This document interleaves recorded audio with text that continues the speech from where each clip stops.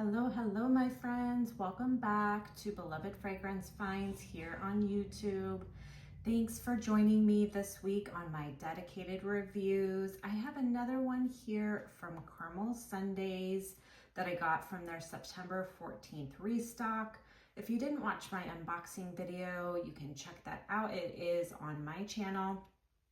This is one, if you did watch, you would see that I wasn't really planning on grabbing this one during this restock, but temptation got the best of me. I saw that it was available and I said, you know what, throw it in the cart.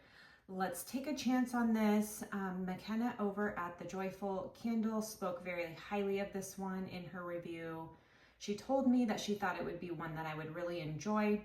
So I went ahead and grabbed it. And I've been burning it now for a couple of days. This is probably my third burn. I am just below the lip here on this. It's got a nice wax pool. I would say this burn, it's probably been going for about 2 hours, I would say at this point, maybe an hour and a half. And I'll let it go for a little bit longer here. I have been letting these go to about the 4-hour mark.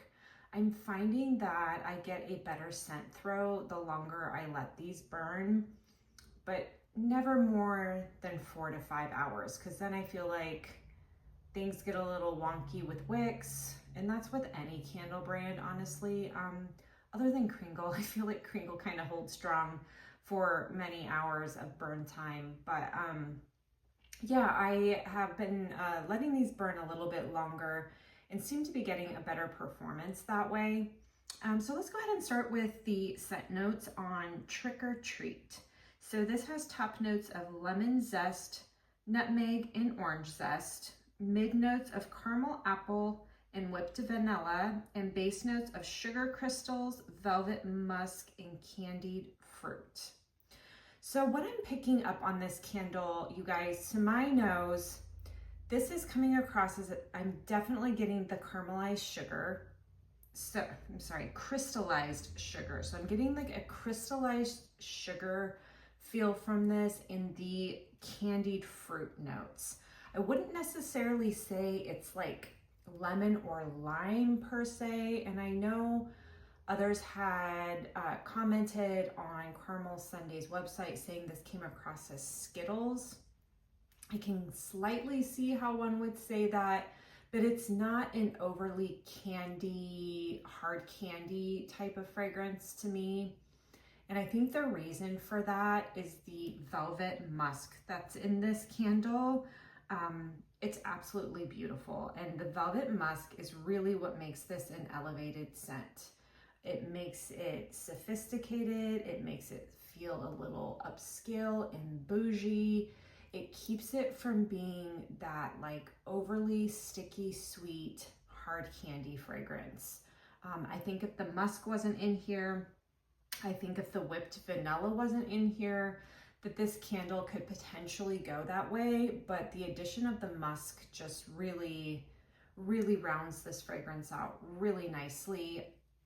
And I would absolutely use the word pretty to describe this fragrance, which is kind of odd. It's like, it does come across as like a crystallized sugar kind of essence. It's got a beautiful soft musk that's like creamy, velvety. There is a little bit of lemon and lime, but I honestly only get the lemon and the lime if I put my nose right over the candle. Now, as I walk away from the candle, I'm getting more of just this sugared musk essence, which is gorgeous. It's such a pretty fragrance. I am so glad I grabbed this one. It's quickly turning into being one of my favorite candles that I have gotten this last purchase.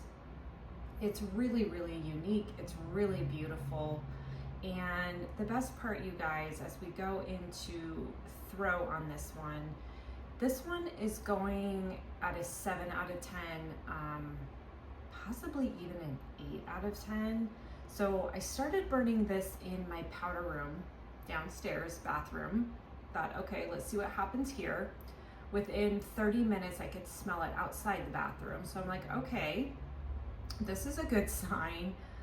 Put it into my open concept area and I can smell it throughout the space. So that's how I know a candle is like a 7, 8 out of 10, because my open concept area is very hard to get a detectable fragrance through.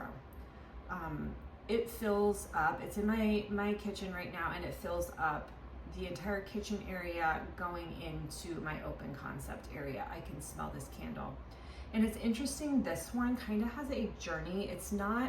It changes depending on the distance to the candle. So I feel like the farther away I am from this candle, the more of the muskiness I'm getting, like that velvet vanilla muskiness. And then the closer I get, I start to pick up more on the crystallized sugar and the lemon and the lime.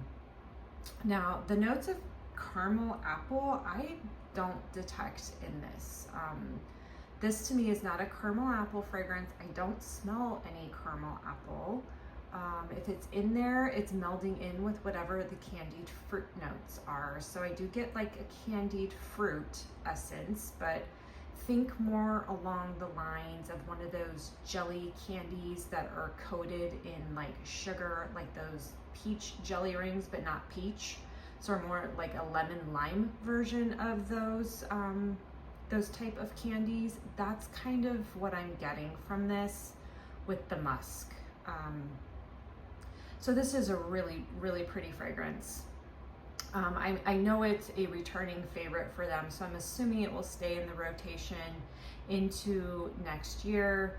But I did want to put a review up on my channel for anyone that was curious on this fragrance, what it smells like, because it is a really difficult one to describe. It is not like anything I've smelled anywhere. So it's highly unique, and that I love. I really appreciate a unique fragrance. So 2 thumbs up for Trick or Treat. I really enjoyed this one. Let me know in the comments below if you had the pleasure of trying out this candle this fall holiday season into Halloween. And thanks for listening in, you guys. Please like, subscribe, and share if you are enjoying my content. Thanks. Goodbye.